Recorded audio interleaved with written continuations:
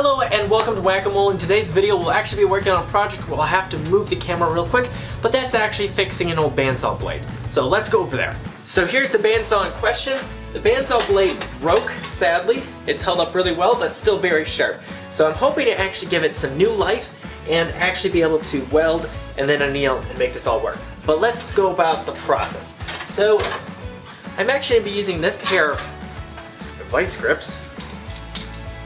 I'm not exactly sure what they're called. I might have to Google it. Please tell me what they are in the comments section down below. But anyways, the idea is I can clamp both ends of the bandsaw blade where the break is in the middle, and then I can weld it.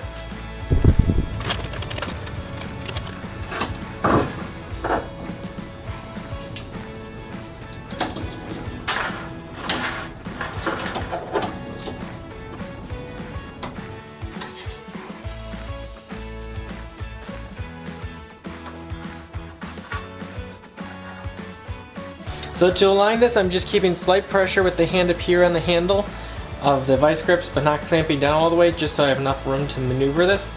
The brake was fortunately clean, so I'm just trying to line everything up perfectly, or as close to perfect as I can.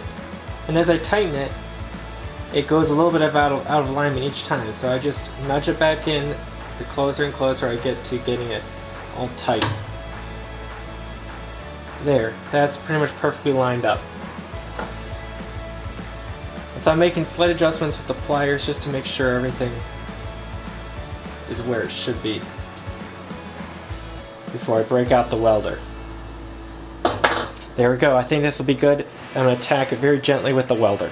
I'm going to turn the voltage really low because it's really thin metal, and I got to turn way back the feet too.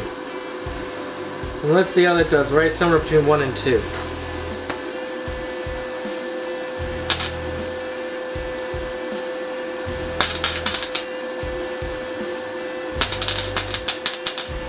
I'm having problems with the metal blowing out. I'm going to try putting the copper behind it and seeing if I can keep everything in place better while I tack it in.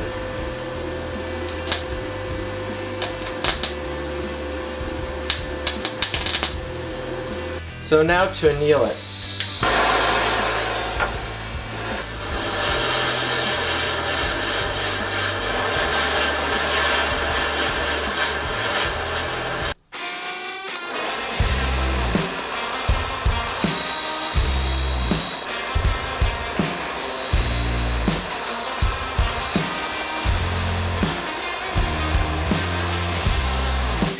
The fastest way to clamp the weld is to use a big belt sander or drum sander.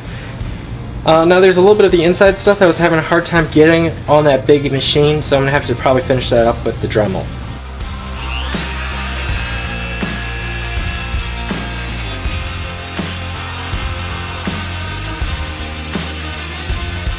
I did mess up one tooth, so I'm going to see if I can sharpen it a little bit with the hand file. I've already annealed it, so it's not super hard. That's not the prettiest. The blade does go in a little bit there, so there's a weak point there. But if I can get more use out of it, that's a plus. So now to reinstall the blade and hope everything works right. So as I'm rotating this by hand, I'm noticing that the weld is, well, binding in the guides. So I gotta go back to the drawing board and solve this problem, which is easy enough to overcome by using a little bit of hand filing, which you'll see in just a moment, but I'm leaving the blade on the bandsaw. This just makes things a little easier, keeps things under tension, and I can adjust it every so often.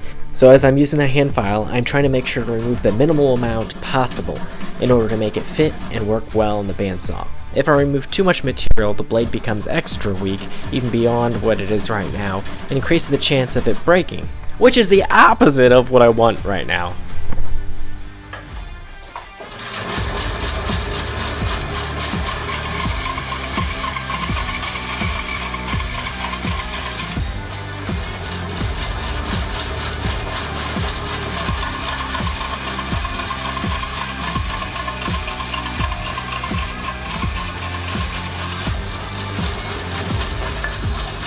That seems to work. I had to do some fine tuning by hand filing the blade once I had it installed in the bandsaw, but besides that, everything worked great. You can see in the test that it cut well. I was able to even do a turn. I did a slight slight radius, or whatever you want to call it. Make sure to subscribe so you can keep up to date with future videos as they come out and other projects and things as I work on them. Also, comment down below. Would love to hear from you guys. If you're going to try this project out yourself, or if you have tried it out, or if you have any insights, let us know down below in the comments. We'd love to hear from you. Well, I guess this wraps up the video. There's not much more for me to say at this point. Thank you for watching, and I'll see you in future videos. Bye.